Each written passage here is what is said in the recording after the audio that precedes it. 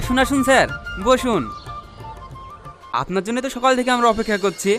প্রথমেই আমি আপনাদের কাছে ক্ষমা চেয়ে নিচ্ছি, কারণ আমার আসতে অনেক লেট হয়ে গেছে। আপনারা আমার জন্য অনেকক্ষণ ওয়েট করছেন। কি যে বলেন না স্যার, আপনি আমাদের কাছে ভগবানের মতো।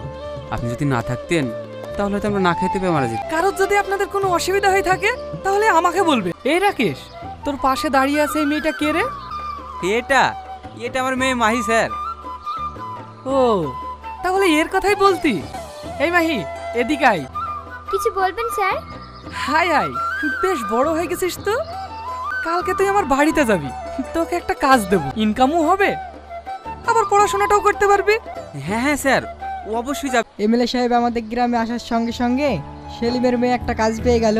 এমন ধরা এমএলএ আর কোথাও দেখতে পাবি? স্যার, আমার মা খুবই অসুস্থ, আমার মাকে এক্ষুনি হসপিটাল নিয়ে যেতে হবে। এই টাকাটা রাখো, তোমার মার চিকিৎসা করতে কাজে লাগবে। স্যার, আপনি মানুষ না, আপনি আমাদের কাছে দেবতা স্যার।